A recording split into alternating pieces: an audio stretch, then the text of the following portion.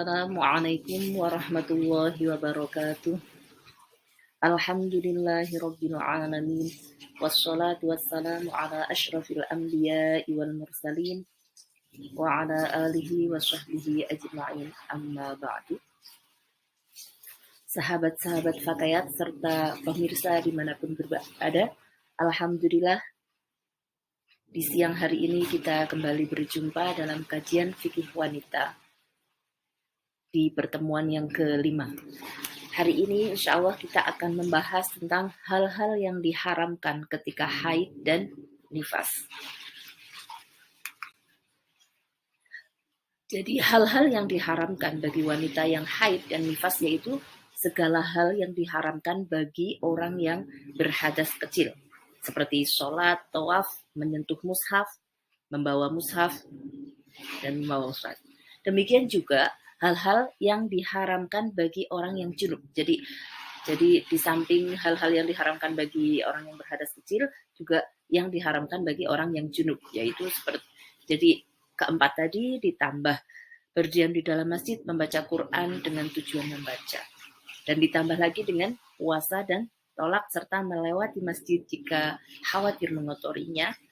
Kemudian bersenang-senang antara pusar dan lutut, serta yang terakhir yaitu bersuci dengan niat ibadah.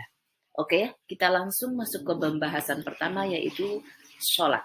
Jadi wanita yang sedang haid atau nifas itu haram melakukan sholat, baik itu sholat fardu maupun sholat sunnah, baik itu sujud tilawah maupun sujud syukur. Jadi sujud tilawah dan sujud syukur juga tidak bolehnya. Dan dalam masalah sholat ini ada dua hal yang penting diperhatikan, yaitu terkait dengan datangnya mani dan hilangnya mani. Datangnya mani maksudnya bagaimana? Datangnya mani itu ketika datangnya haid.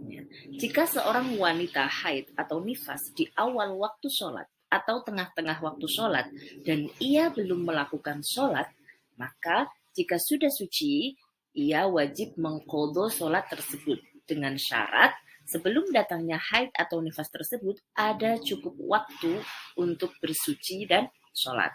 Contoh, misalnya ada seorang perempuan, dia kedatangan haid itu 10 menit atau 5 menit setelah azan zuhur gitu. Sedangkan dia belum sholat. Otomatis nanti ketika suci, dia wajib mengqadha sholat zuhur saja gitu.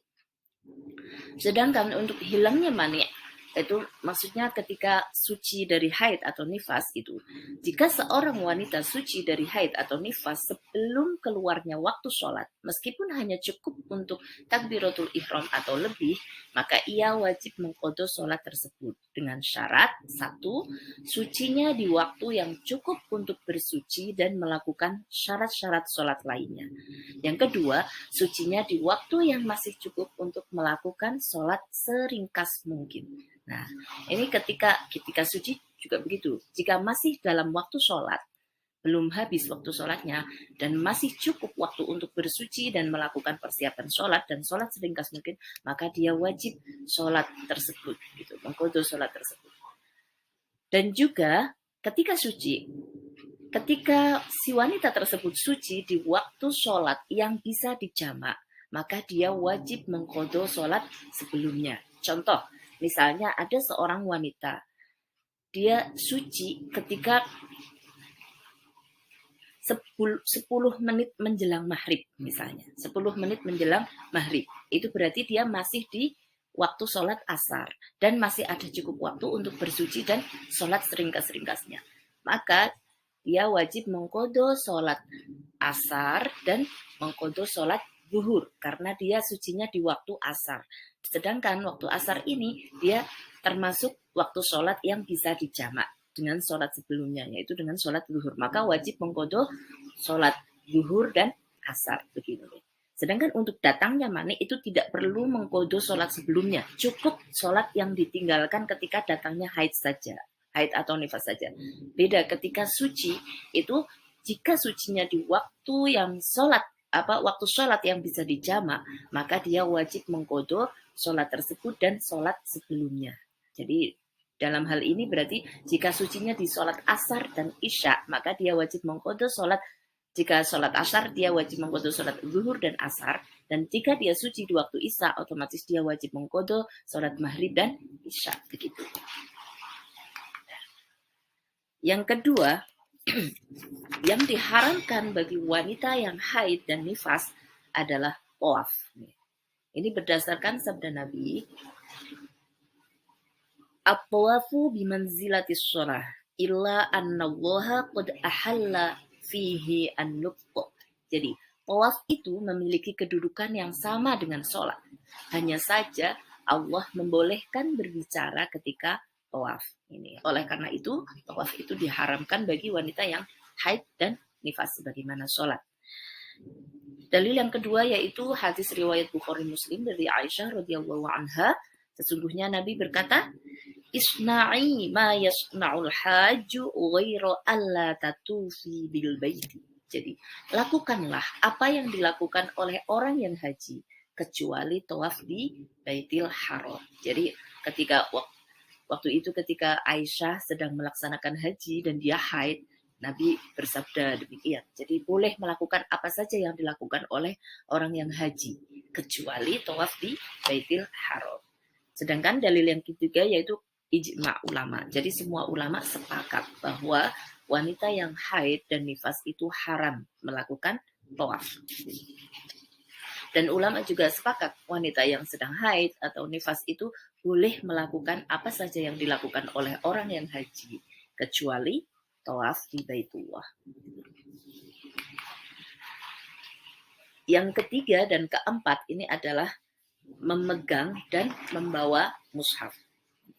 Jadi wanita yang sedang haid atau nifas itu haram menyentuh dan membawa mushaf berdasarkan firman Allah Quran surat Al-Waqi'ah ayat 79.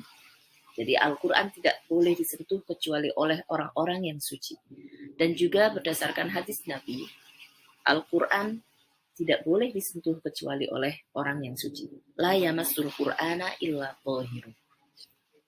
Sedangkan yang dimaksud mushaf di sini adalah setiap hal yang tertulis di dalamnya ayat Al-Quran yang tujuannya untuk membaca Al-Quran, walau hanya sebagian ayat yang sudah memahamkan. Dan di sini ada penjelasan berikutnya yaitu haram menyentuh mushaf ini walau dengan kain. Jadi misalnya Quran dibungkus dengan kain, jika niatnya itu untuk membawa mushaf, membawa Al-Quran, otomatis itu haram.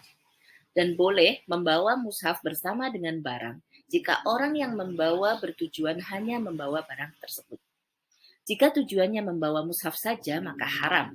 Dan jika tujuannya membawa keduanya atau tidak bertujuan apapun, maka boleh menurut Imam Romli. Sedangkan menurut pendapat Imam Ibnu Hajar tetap tidak boleh. Jadi berkaitan dengan memegang dan membawa mushaf ini bergantung sekali dengan niat kita.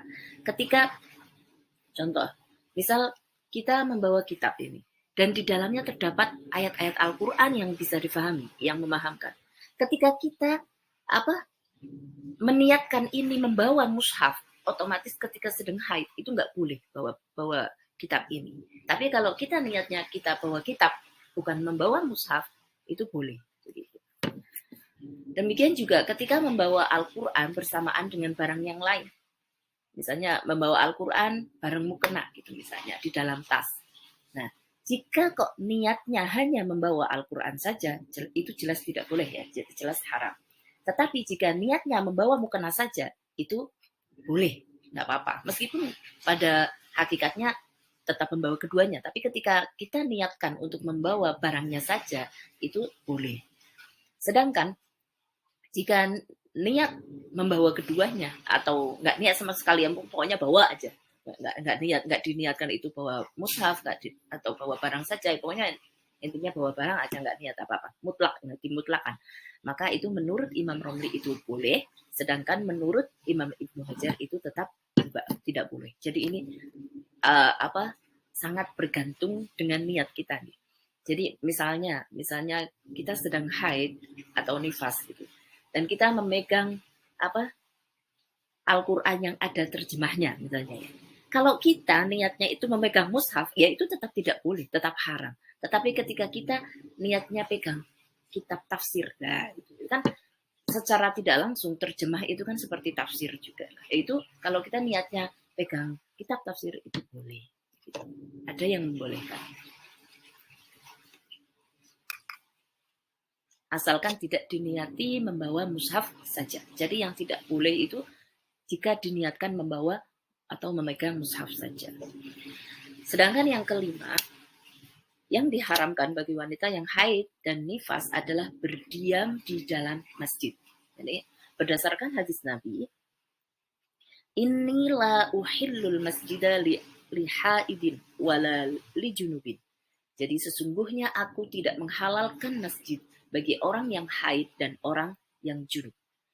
Begitu juga haram mondar-mandir di dalam masjid karena hal tersebut sama dengan berdiam diri. Nah, ini untuk kaitannya dengan berdiam di dalam masjid ini memang semua ulama sepakat nih. Kalau berdiam di dalam masjid bagi wanita yang haid atau nifas atau junub itu nggak boleh, haram.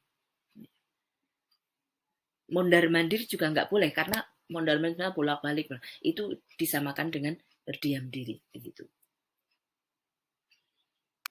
Selanjutnya yang keenam yaitu membaca Al-Quran dengan niat membaca. Jadi haram bagi wanita yang haid atau nifas untuk membaca Al-Quran dengan tujuan membaca.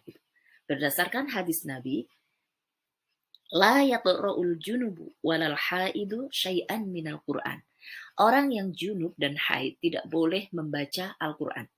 Keharaman tersebut dengan syarat yang pertama itu membacanya itu dengan tujuan membaca saja atau bersamaan dengan niat lain. Jadi kalau tujuannya untuk membaca Al-Quran saja itu haram. Tapi jika tidak bertujuan untuk membaca saja, tidak bertujuan untuk membaca, semisal bertujuan untuk zikir atau memberi nasihat atau bercerita atau menjaga diri, misalnya baca hizib atau apa, dan atau misalnya belajar atau mengajar dan tidak bertujuan membaca, maka hukumnya diperbolehkan. Begitu juga jika ia memutlakkan atau tidak bertujuan apapun, maka tidak haram. Jika tujuannya ya pokoknya baca aja, nggak diniatkan untuk membaca Al-Quran. Soalnya kan kalau contoh bedanya itu begini, ketika kita diniatkan untuk membaca Al-Quran, misalnya kita niat menghatamkan Al-Quran 1 bulan 1 kali. Nah, sedangkan ketika haid itu terus dia tetap baca dengan tujuan untuk menghatamkan itu, ya itu gak boleh. Karena itu tujuannya itu membaca untuk membaca Al-Quran gitu. Tapi beda ketika tujuannya tidak untuk membaca Al-Quran, contoh tadi seperti untuk memberi nasihat, misalnya mubalighah atau mubalighah sedang haid dan dia harus ceramah dan harus menukil ayat-ayat Al-Quran, dan itu boleh. Dan juga misalnya contoh ada apa untuk bercerita pun boleh. Apalagi untuk belajar mengajar itu jelas boleh nih. Tujuannya karena tujuannya memang untuk belajar dan mengajar, bukan tujuan untuk membaca saja. Sedangkan yang kedua, syarat yang kedua, membaca dengan lafaz yang sekiranya ia bisa mendengarnya. Karena itu tidak haram membaca Al-Quran dalam hati tanpa menggerakkan lisan. Begitu juga melihat mushaf tanpa menggerakkan lisan. Jadi jika membacanya itu dengan suara gitu, yang bisa kita dengar sendiri, yang jelas mengeluarkan suara dan menggerakkan lisan, itu juga tidak boleh. Kalau hanya membaca di dalam hati saja atau melihat mushaf saja tanpa menggerakkan lisan itu boleh nih.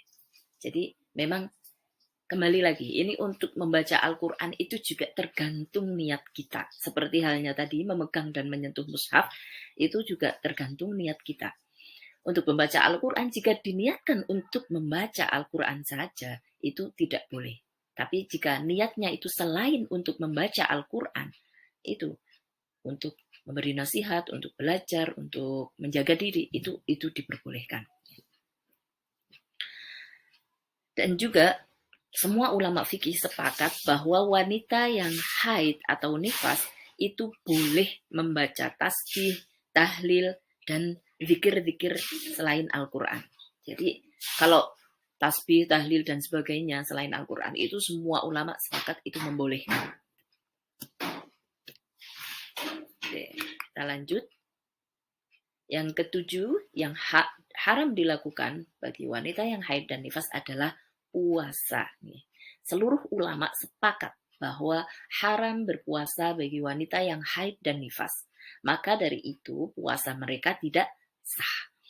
Adapun dalil keharaman puasa adalah hadis dari Sayyidah Aisyah yang diriwayatkan oleh Imam Muslim. Sayyidah Aisyah berkata, "Kunna nu'maru biqada'is shaumi, wala nu'maru biqada'is sholati." Jadi, kami diperintahkan untuk mengqadha puasa, namun tidak diperintahkan untuk mengqadha sholat.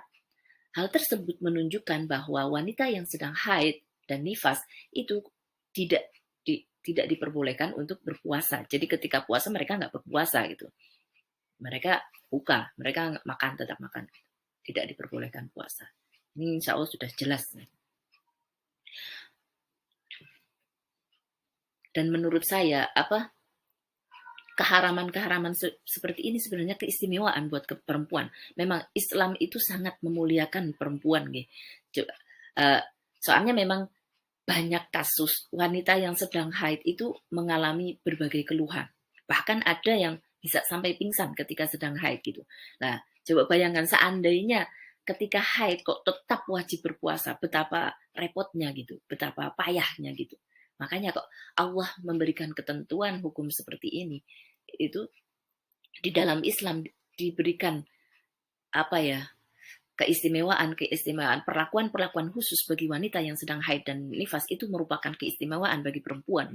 Itulah salah satu perhatian dari Allah terhadap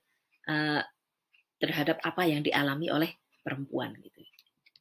Makanya idealnya orang Islam seorang wanita gitu ketika semakin memahami tentang kaidah-kaidah Islam ya, tentang aturan-aturan hukum di dalam Islam itu dan alasan-alasan diberikannya aturan-aturan tersebut itu, harusnya itu kita semakin cinta terhadap Islam, semakin cinta terhadap Al-Quran, karena memang satu-satunya agama yang begitu memperhatikan hal-hal tentang wanita dengan sedemikian detailnya. Itu yang saya tahu ya, itu di Islam itu sangat memperhatikan sekali gitu, dan bahkan dengan sangat detail itu ada aturan-aturan khusus bagi ibu hamil, menyusui, bahkan bagi wanita yang sedang nifas, haid, itu ada aturan-aturan khusus di dalam Islam, dan itu membuktikan bahwa Islam itu sangat memperhatikan dengan kebutuhan-kebutuhan para perempuan gitu. Maka kita harus bersyukur kita menjadi bagian dari Islam. Oke, kita lanjut. Yang diharamkan yang ke-8 yaitu bercerai. Jadi haram menceraikan seorang istri yang sedang haid berdasarkan Quran surat At-Tolak ayat 1. Dalam ayat tersebut dijelaskan bahwa ketika kalian ingin menceraikan istri kalian, maka ceraikanlah di awal iddah. Maksudnya, menceraikan pada masa suci ketika belum digauli, sesuai dengan penjelasan Nabi Muhammad SAW dalam itu, sesuai penjelasan Nabi tentang ayat tersebut gitu. Dan firman Allah Ta'ala, wa ahsul iddah, itu artinya jagalah mereka sehingga kalian bisa merujuknya sebelum selesai iddah. Jadi di sini bahkan diceritakan itu ketika Abdullah bin Umar menceraikan istrinya yang sedang haid, Nabi itu memerintahkan agar ia merujuk istrinya kembali dan menahan talaknya sampai istrinya suci. Alasannya karena hal tersebut membuat hitungan iddah semakin lama gitu. Jadi menceraikan istri yang sedang haid atau nifas itu haram hukumnya ya. Dan bolehnya menceraikan istri itu ketika dia sudah suci dan belum digauli. Jika sudah digauli pun itu tidak boleh, karena dikhawatirkan bisa terjadi kehamilan di situ, otomatis itu nanti sangat merugikan perempuan. Begitu juga haram menceraikan istri dalam kondisi suci dan sudah digauli. Jadi yang diperbolehkan itu menceraikan istri ketika dia sedang dalam masa suci dan juga belum pernah digauli oleh si suami gitu. Sedangkan ini haram juga menceraikan wanita yang haid jika tidak menyerahkan harta sebagai ganti rugi. Jika menyerahkan harta maka tidak haram. Ini maksud statement ini adalah jika itu kasusnya khulu. Jadi yang meminta cerai adalah si istri dan dia memberikan imbalan, memberikan harta sebagai imbalan, sebagai ganti rugi, maka itu boleh. Tetapi jika tidak memberikan ganti rugi itu tidak boleh. Jadi keharamannya ini tidak berlaku bagi wanita yang haid jika dia menyerahkan harta sebagai ganti rugi, begitu. Jika kasusnya khulu, itu istilahnya khulu kalau dalam perceraian. Sedangkan yang ke-9 adalah melewati masjid jika takut mengotorinya. Jadi lewat di masjid jika takut mengotorinya. Jadi haram bagi wanita yang haid dan nifas untuk lewat di masjid jika khawatir adanya kemungkinan darahnya menetes. Untuk berhati-hati. Hal ini untuk berhati-hati. Karena memang masjid kan tempatnya untuk beribadah dan harus suci. Ya. Berlaku juga bagi orang yang punya hadas dan khawatir mengotori masjid, maka itu juga haram melewati masjid. Jika tidak khawatir, maka lewat di dalam masjid itu hukumnya makruh.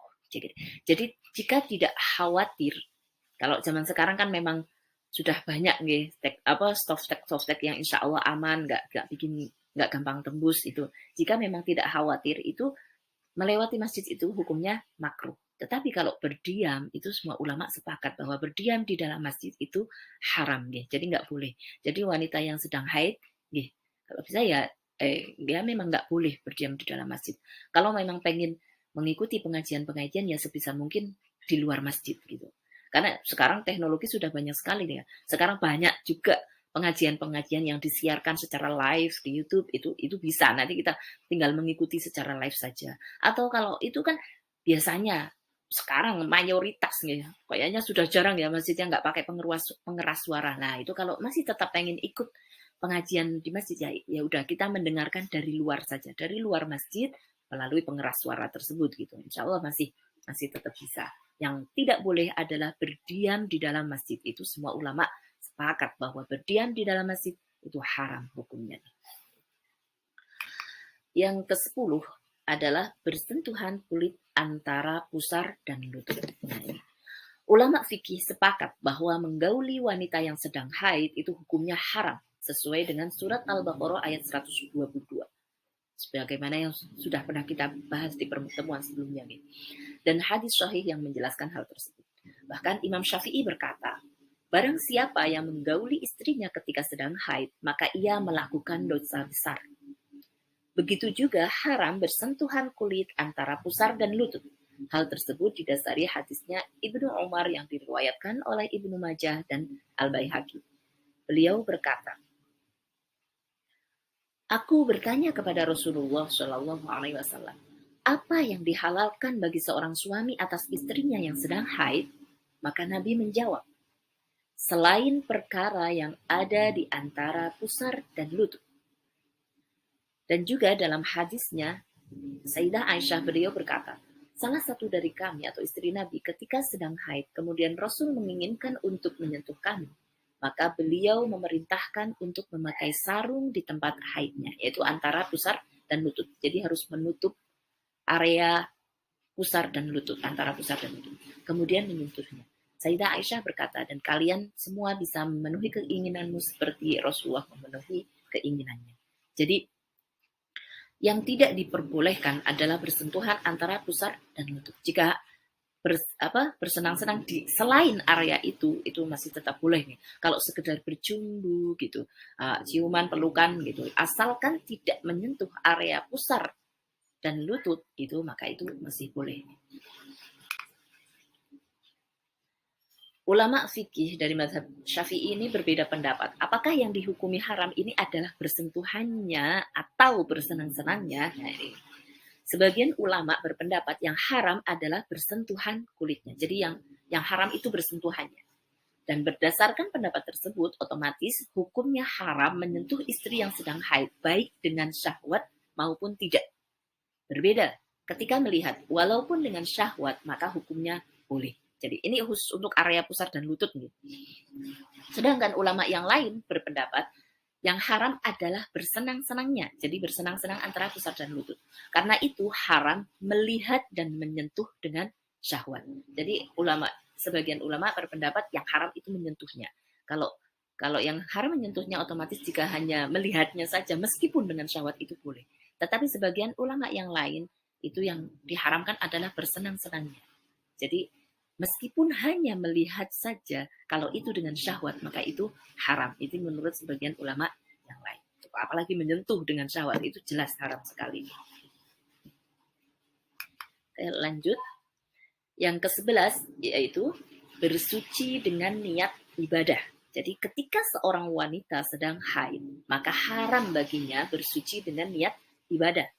Sedangkan ia tahu bahwa niatnya tidak sah karena hal tersebut seperti mempermainkan ibadah. Ini maksudnya bagaimana? Ini maksudnya ketika contoh ya, ketika wanita yang sedang haid dan nifas itu haram berwudu ya. Karena ketika kita wudu kan niatnya bagaimana?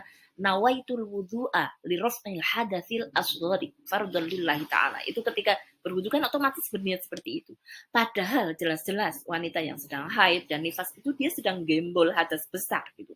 Jelas itu nggak mungkin bisa menghapus hadasnya gitu. Makanya itu dianggap seperti mempermainkan ibadah.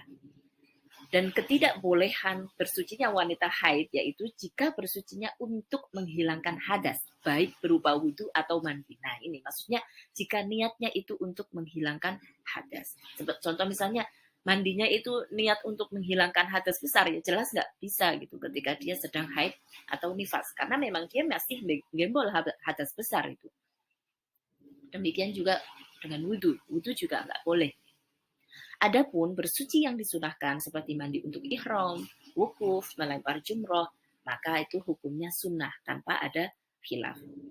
Dalilnya diambil dari sabda Rasulullah kepada Sayyidah Aisyah pada waktu haid, yaitu lakukanlah apa yang dilakukan oleh orang-orang haji selain tawaf. Jadi ini karena dalil ini bersifat umum, itu jadi bisa dijadikan sebagai acuan bahwa wanita yang sedang haid atau nifas itu boleh melakukan hal-hal yang disunahkan bagi orang yang haji. Begitu. Okay. Jadi haram bersuci dengan niat ibadah ini ketika niat bersucinya itu untuk menghilangkan hadas, baik itu hadas kecil maupun hadas besar. Karena jelas niatnya itu tidak sah, karena hal tersebut seperti itu dianggap seperti mempermainkan ibadah. Insya Allah bisa dipahami ya. Oke, terakhir penutup.